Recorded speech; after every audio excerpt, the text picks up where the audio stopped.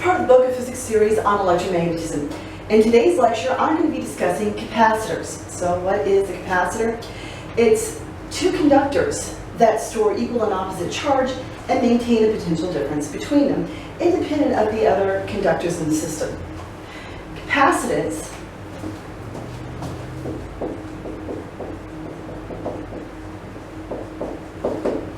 is defined as charge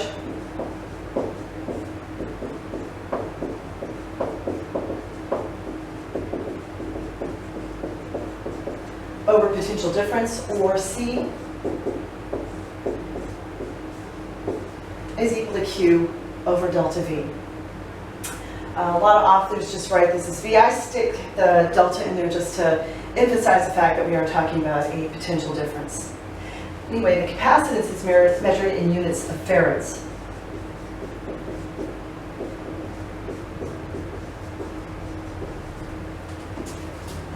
In today's lecture, I'm going to be talking about three different kinds of fundamental shapes that capacitors can have. So in other words, parallel plate,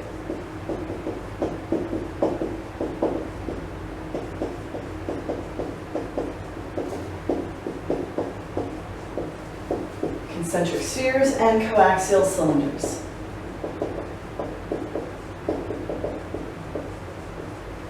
We're going to look at the simplest one of these first. We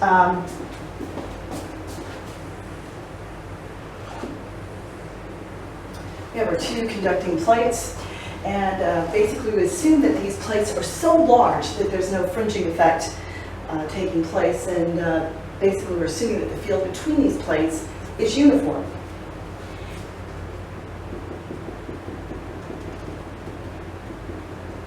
And what we'll see is that the charge resides on the opposing faces of the capacitor. And when I apply Gauss's law, I'll see that the electric field has magnitude charge, or surface charge density, over epsilon naught. And it is going to be, in this case, downwards, going from positive to negative. Since capacitance is a measure of the ability of a capacitor to store energy, let's go ahead and calculate that. If I have charge separation, if you will, up here, positive and negative, I must have done work to make that happen. So anyway, the amount of work that has to be done is the amount of charge that I transport across a certain potential difference.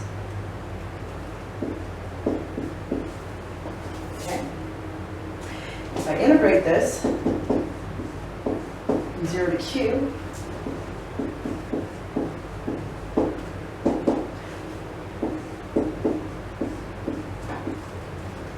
we'll get that the amount of energy stored is equal to charge squared over 2 times the capacitance. Or another way of writing that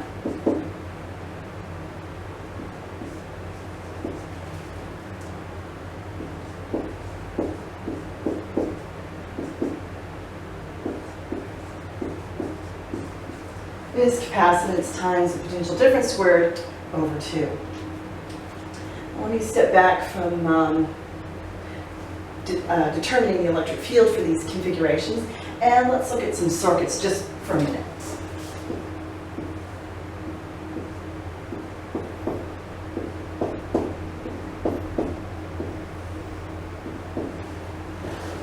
Let's suppose that we have 3 capacitors that are hooked up in parallel. So we have the same potential difference across each of them. We'll call this C1, C2, and C3. And these are charged up. You'll have plus Q1 up here, minus Q1 down here, plus Q2, minus Q2, plus Q3, and minus Q3. The total amount of charge that can be stored is equal to Q1 plus Q2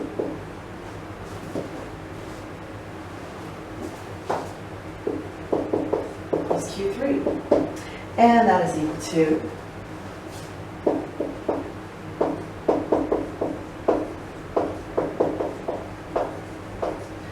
C1 times potential difference plus C2 times potential difference plus C3 times potential difference.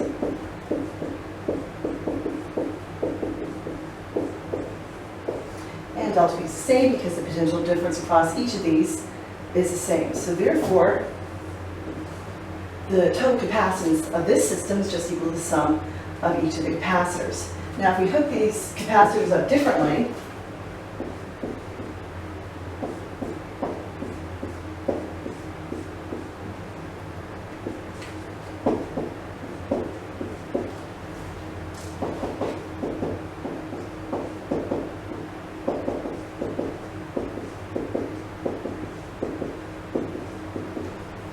now the potential difference will be different, but the charges will be the same. So the total potential drop across these two capacitors can be written as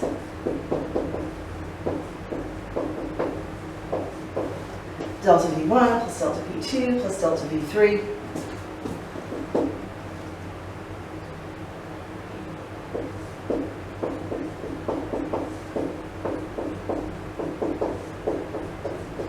and that's equal to Q over C1 plus Q over C2 plus Q over C3. We can solve for the capacitance of this system, and that's going to be equal to 1 over C is equal to 1 over C1 plus 1 over C2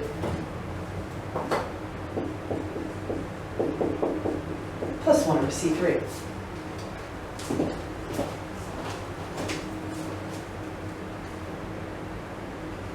Okay, so let's talk about real capacitors very briefly.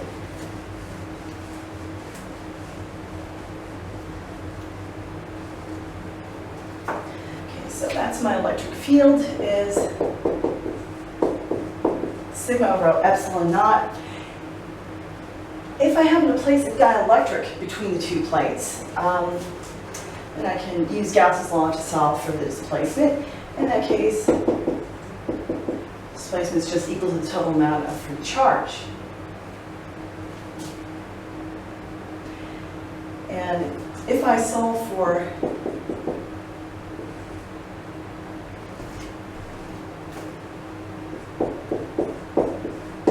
the electric field in terms of the displacement, that's just going to be equal to sigma free over K epsilon naught. I'm going to modify this expression. In the presence of a dielectric, we will have Q, K, epsilon naught over area. The effect of placing a dielectric between the plates reduces the strength of the electric field.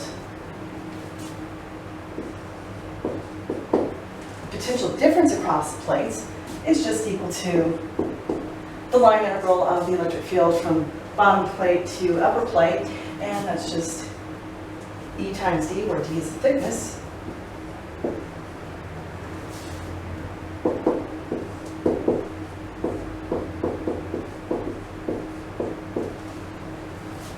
And that's equal to QD over K epsilon naught A. Capacitance is the charge that's stored over the potential difference, and that's just K epsilon naught A over D. Okay, anyway, to get back to real capacitors, let's go ahead and use this expression to figure out what capacitance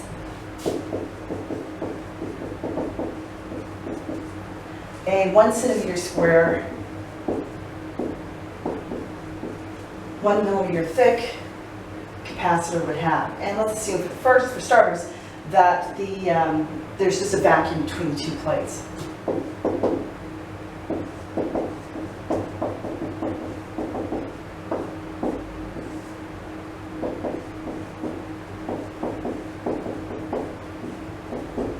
Okay, so if I do the math, I'm going to wind up with something that is roughly on the order of a picofarad. So pico is 10 to the minus 12. So most real capacitors range from 1 picofarad, or I should say commercial capacitors,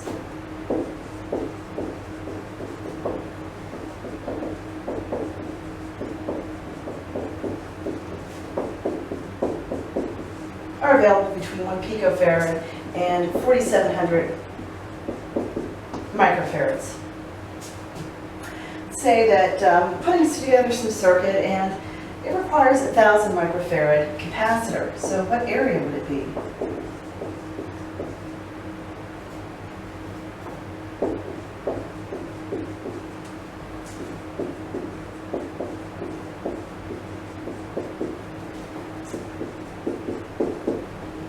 Well, 1,000 microfarads, how many more times is of our picofarad? Well, it's 1,000 times 10 to the 6, so 10 to the top 9 times greater. And if I compare my 1 centimeter squared and multiply that by a factor of 10 to the 9th, I'll wind up with roughly it's something that's of the order of 10 to the 5th square meters. So what's the rub here? Obviously, we've got a little bit of an issue. So how exactly do you make a 1,000 microfarad capacitor or anywhere in this region? Well, the answer is, number one, you can put a dielectric between plates.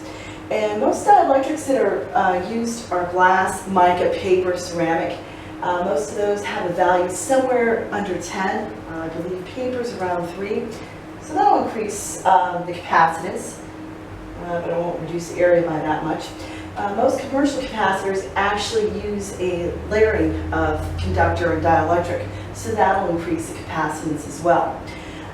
There's such a beast known as an electrolytic capacitor, and that basically is formed from foil, very thin foil, and there's kind of a semi-liquid between the two foils, and when a voltage is applied across them, a very thin dielectric layer forms on one of the plates.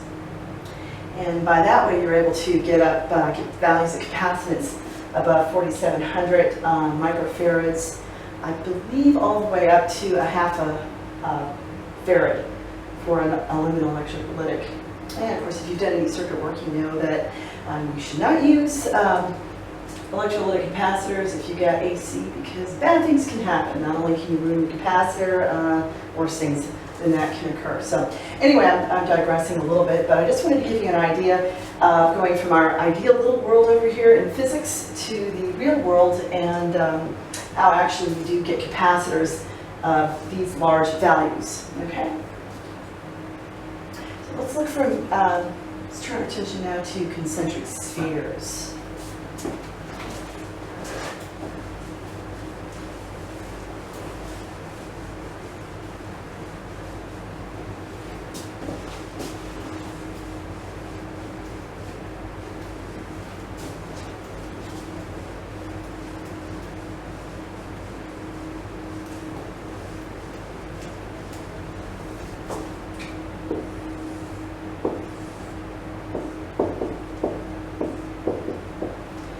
Spheres have radii RA and RB.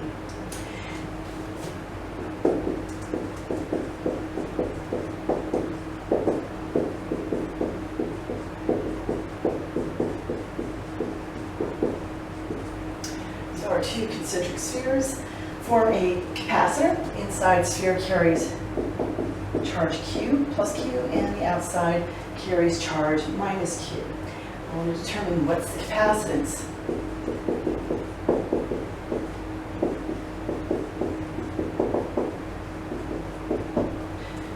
First order of business is, well, if you need to know the capacitance, well, we know the charge that's stored, you need to figure out what the potential difference is. Well, how do we figure out the potential difference? Well, I think a good idea to start with the electric field, and since we've got dielectric medium between, let's calculate the displacement.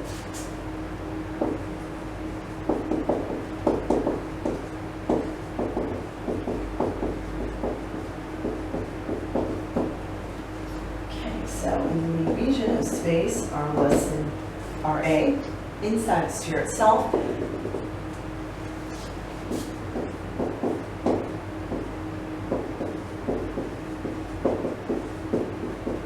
Use Gauss's law, and the surface integral over the displacement and dot product of the displacement and normal is equal to the amount of free charge. Well, there's no charge of any kind inside the conductor, so therefore, inside displacement equals 0. And likewise, the electric field vanishes as well.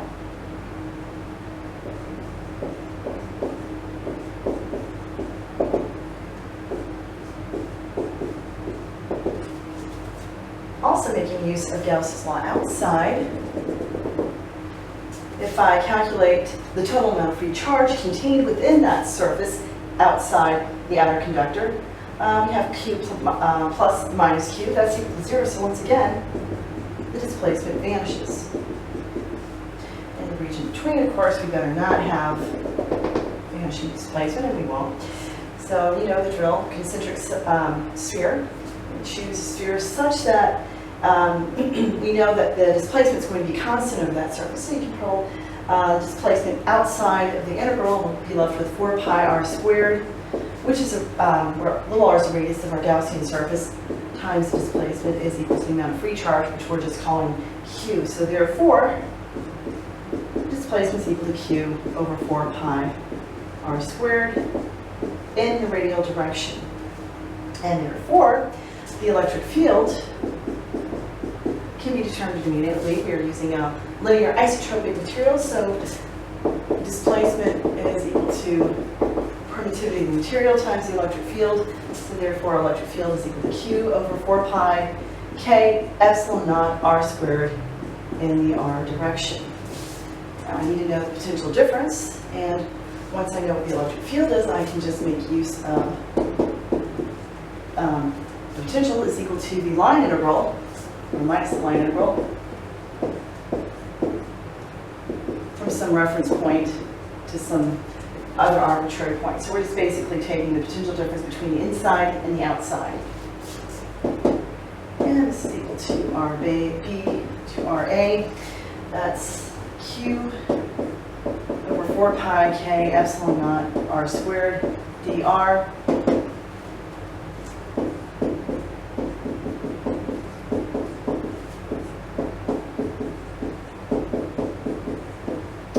And my potential difference then will be Q over 4 pi k epsilon naught times the difference of 1 over RA and 1 over RB.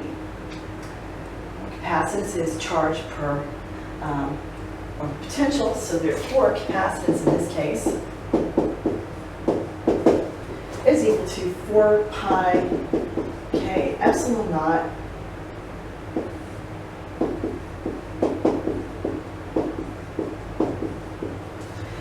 over RB minus RA, all times RA, RB.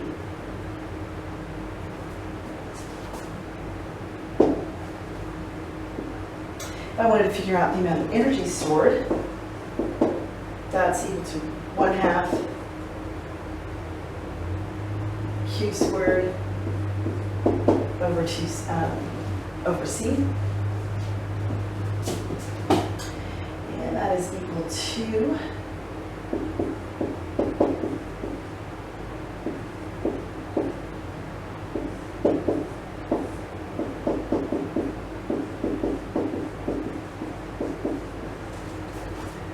RB minus RA. I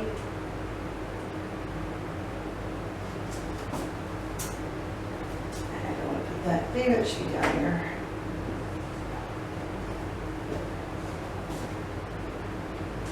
RB minus RA times Q squared over 8 pi k epsilon naught RA RB. Sometimes people talk about the capacitance of Earth, so how would you figure that out?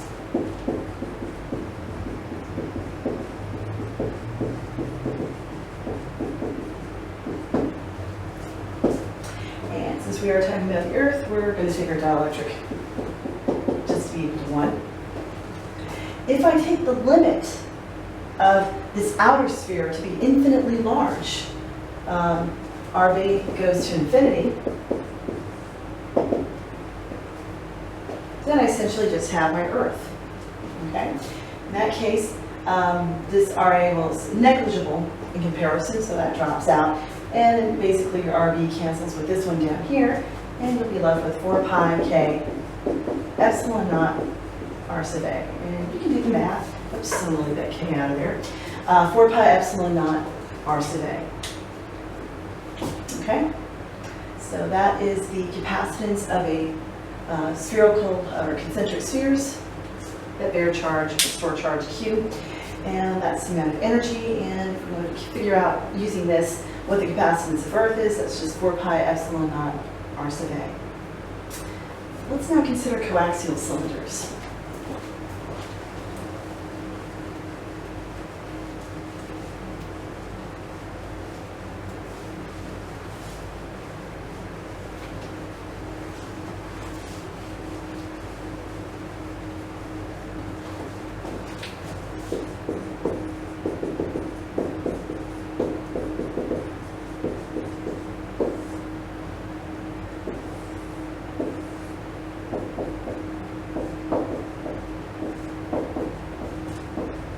I'll assume that these are conductors of radii Ra and Rb, and dielectric medium of dielectric constant K separates the two.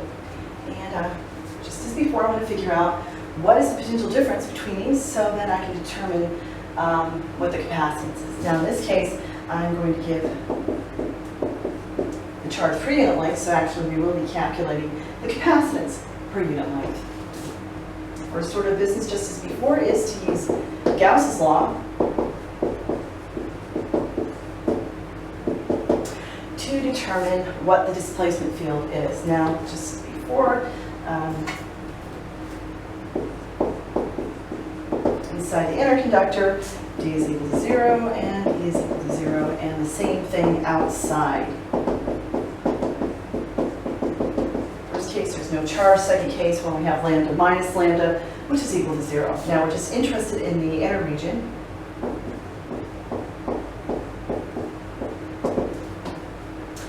And we did this problem earlier.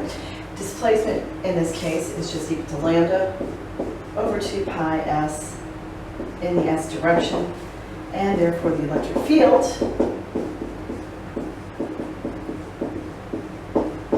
is equal to lambda over 2 pi epsilon naught s in the s direction. In this case, we have a factor of k in the denominator because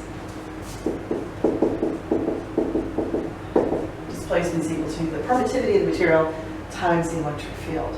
So I'm going to calculate what the potential difference is.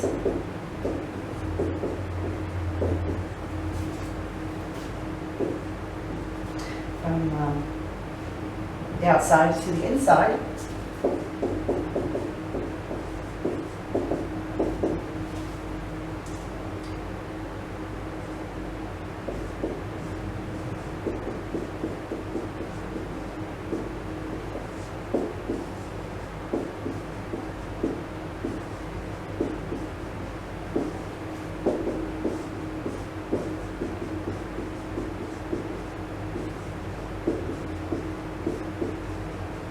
And that is equal to lambda over 2 pi k epsilon naught natural log of Rb over Ra. And figure out our capacitance per unit length. That's just equal to the line charge density over the potential difference.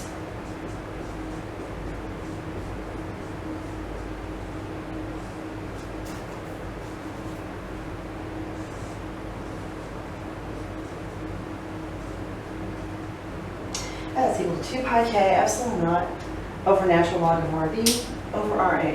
So notice the pattern here in each of these cases. Capacitance depends on the geometry of the system and also depends on the dielectric medium that's used. I'm going to look at a couple more examples and with parallel plate capacitors that have different dielectric media in between them.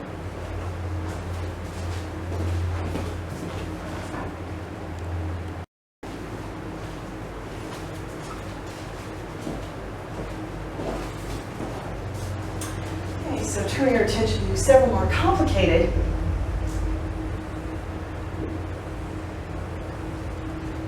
problems. Let's suppose our capacitors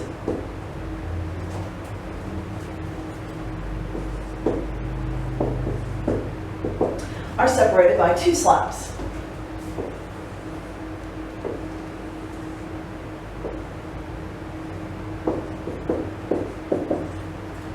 I want to figure out everything I possibly can about this system. So in other words, electric field, displacement, polarization, bound charge,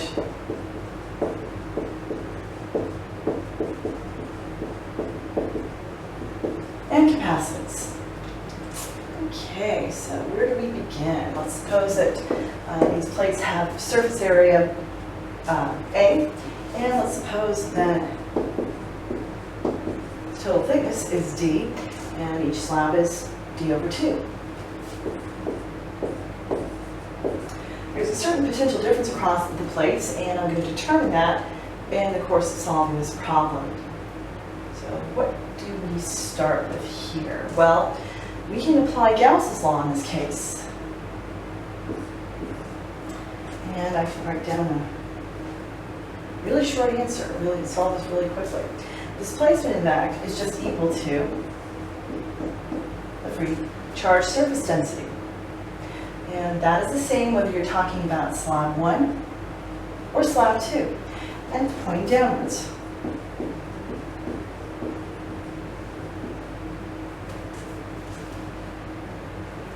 The electric field can be determined because for linear isotropic dielectrics, the displacement is just equal to some permittivity characteristic of the material times the electric field. So therefore, you can solve for the electric field in this case. It will be different in the slabs. So in slab number 1, that'll be the displacement over the permittivity of slab 1. And that is equal to sigma F over K1 epsilon naught. And actually, rather than writing sigma F, I am going to write this as charge per unit area. And this is downwards.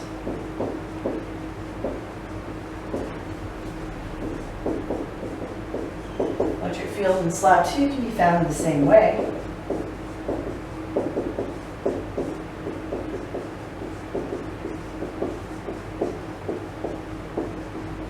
All downwards. Now, I want to determine the potential difference across each of these. Since the electric field is different through each of these, and they're the same thickness, the potential difference across slab number 1 is going to be, if you take the line integral from bottom to top, essentially, since this is just a uniform field, it's just multiplying the electric field times the thickness. So this is Q times D over 2 times K1 epsilon naught A. And likewise for V2.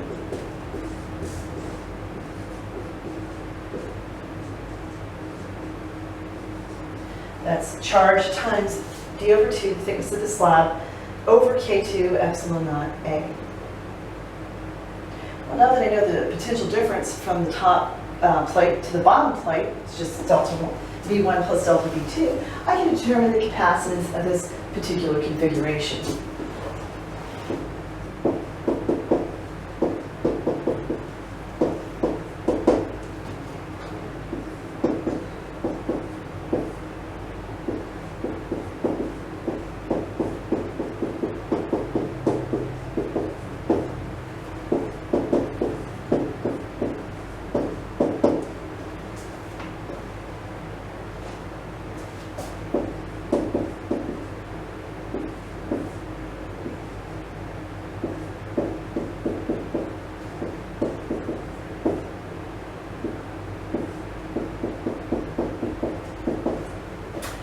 Capacitance of the system is equal to 2A epsilon naught over D.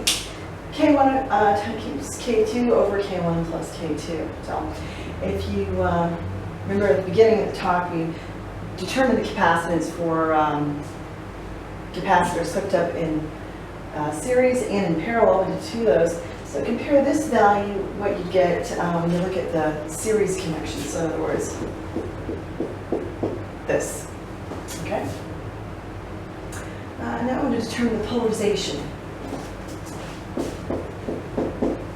It's linear isotropic, so therefore my polarization is just equal to epsilon naught times the susceptibility of the material times the electric field, and the susceptibility in this case is just equal to K1 minus 1, because I like to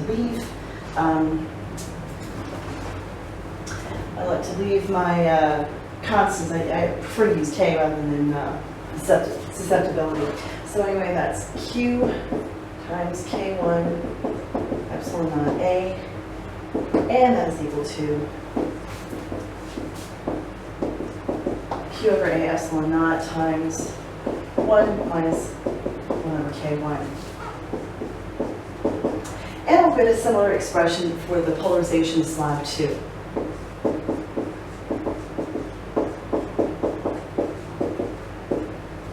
Okay. And all of these vectors, displacement, the electric field, polarization, are all pointing downwards. Now when I apply a voltage across here, you get your charges, free charges. And as I mentioned before, we're assuming that these plates are very, very large, so we're ignoring fringing effects in this example. There's going to be induced charge.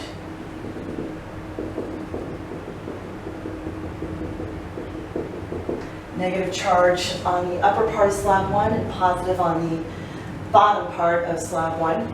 And we'll see a similar situation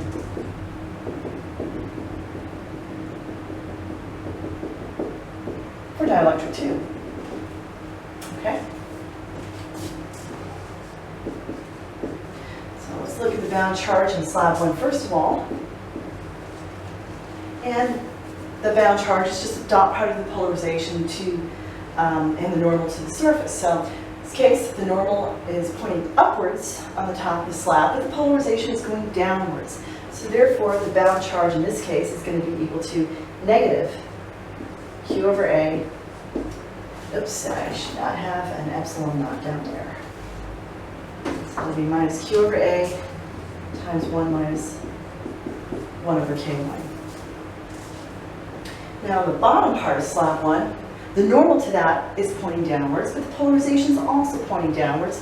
So therefore, we'll wind up with Q over A times 1 minus K over 1. Or sorry, 1 over 1 minus 1 over K1. Let me just state that again. The bound charge is on the top part of slab 1 is Q over A times 1 minus 1 over K1. And on the bottom part, or bottom of slab 1, that's Q over A times 1 minus 1 over K1. So this is top, this is bottom. And I will wind up with a similar expression for slab 2. And hopefully I've got enough space down here.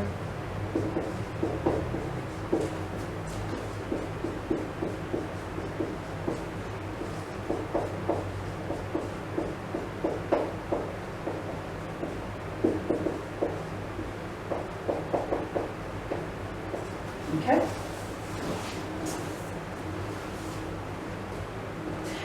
So as one final bit of analysis, let's look at the electric field determined by the total amount of charge, so both free charge and bound charge. So let's consider the upper slab, or slab 1 first.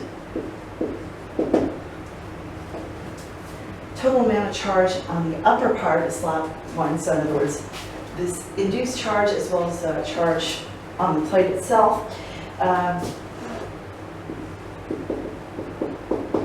Sigma total is equal to Q over A minus Q over A times 1 minus 1 over K1. So that's Q over K1A. So that's a free charge divided by the dielectric constant K1 over A. So this is above. Now below slab 1, we have to calculate the total amount of charge below it. So in other words, this charge, this charge, this charge, and this charge. So below we have minus Q over A, 1 minus 1 over K1. And we got to add those two contributions.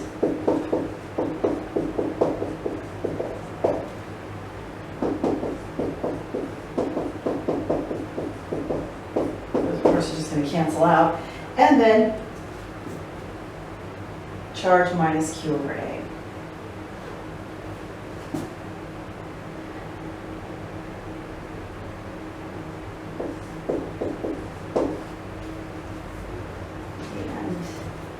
Below, so that shouldn't have a minus sign.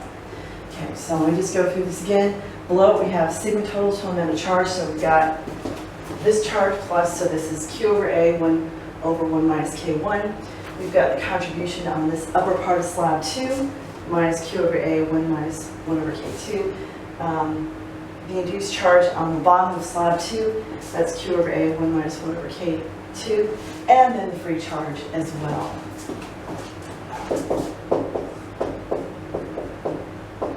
So I will wind up with a total surface charge density of Q over K1A and minus Q1 over K1A.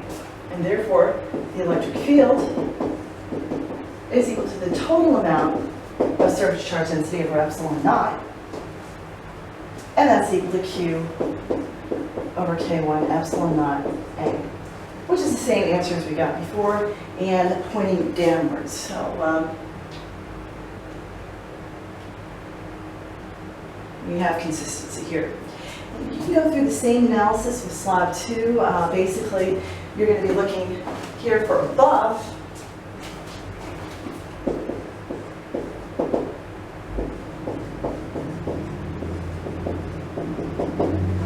Q over A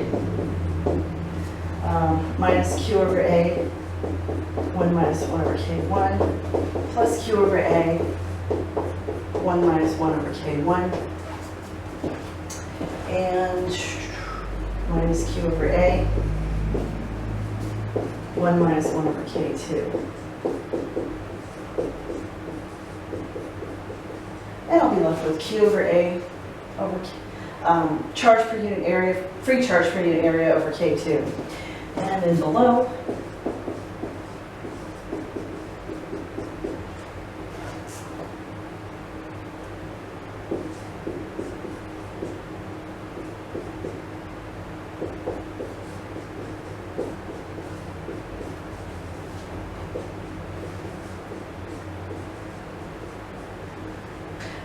minus Q over A, K2. So we'll get the same electric field as I had before. You might be encountering problems where you're given, say, concentric spheres that are separated by 2 different dielectric media. Approach it the same way as we're approaching here. First of all, you want to think to yourself, one thing you always want to emphasize that the delta V is the same across those, okay? It might be different in the areas or depending on how your dielectric media is distributed, but the total potential difference from one plate to the other is going to have the same value, okay?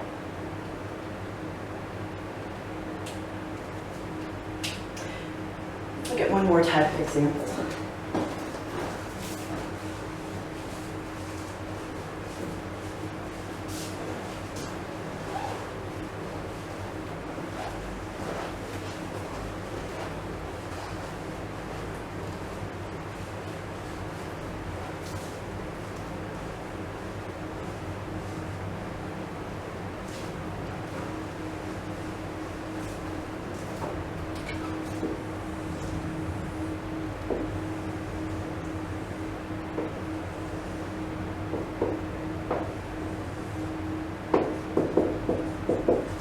Now notice this K1 and K2 are side by side. They're not layered on top of each other. How does this change things? Well, there's a potential difference across them, and it's going to be the same across K1 as K2. The area is going to be different.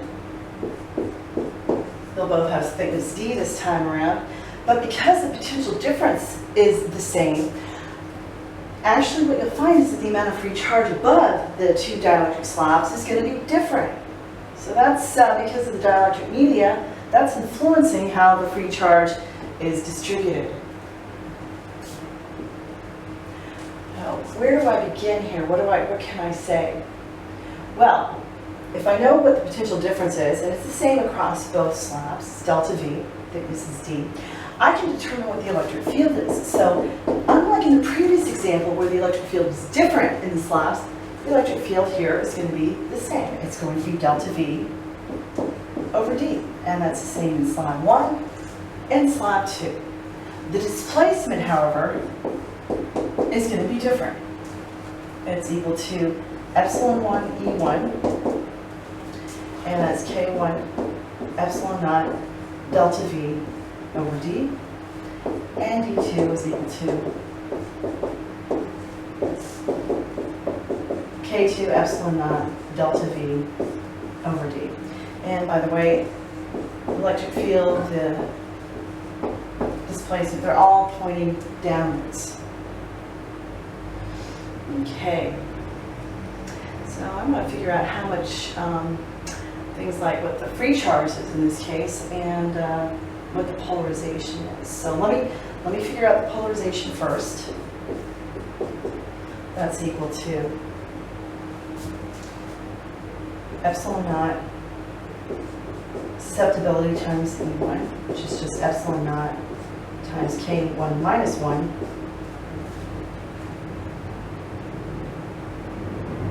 times delta V over D. And polarization 2 is equal to epsilon naught susceptibility times electric field into epsilon naught K2 minus 1 delta V over D.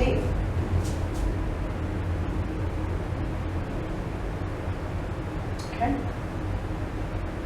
So if I want to look at the bound charge on slab 1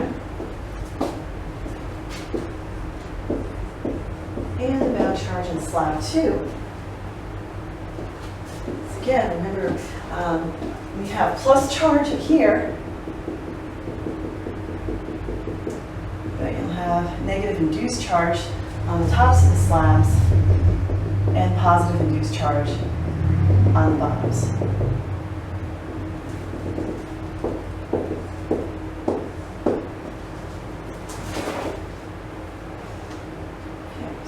Polarization dot normal. So in this case, your normal polarization is pointing downwards, but the normal is pointing upwards. So therefore, on the top part of K1, we have minus the epsilon naught K1 minus 1 delta V over D.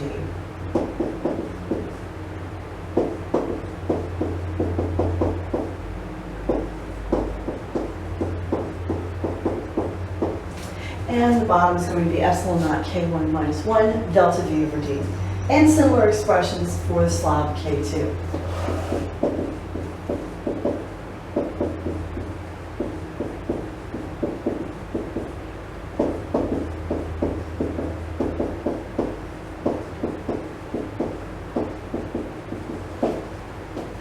Okay.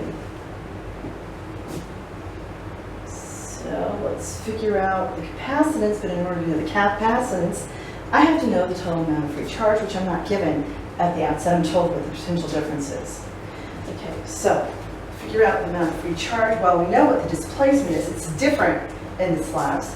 So therefore, the amount of free charge, free surface charge density over slab or above slab 1 or below slab 1 is equal to D1.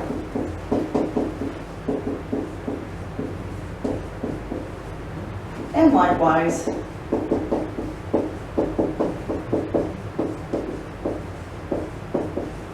for slab 2.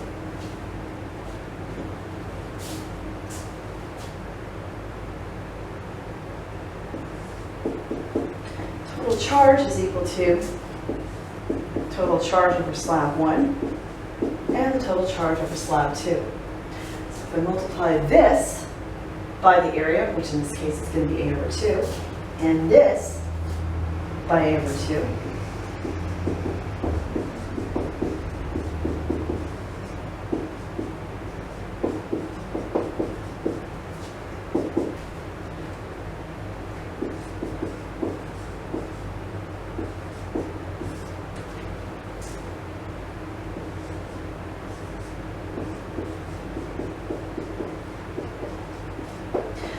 Left with epsilon naught delta V times A over 2D times K1 plus K2. And therefore the capacitance in this case, is equal to Q over delta V.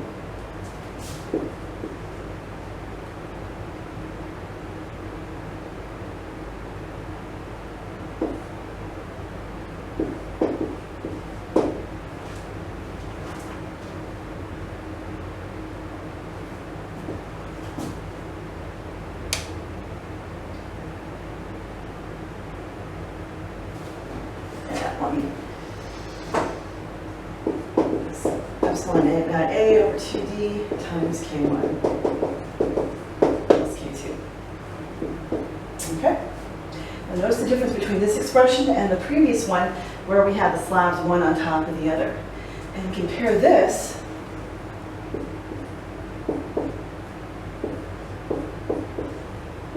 with the circuit where you have a capacitor, two capacitors hooked up in parallel. Okay?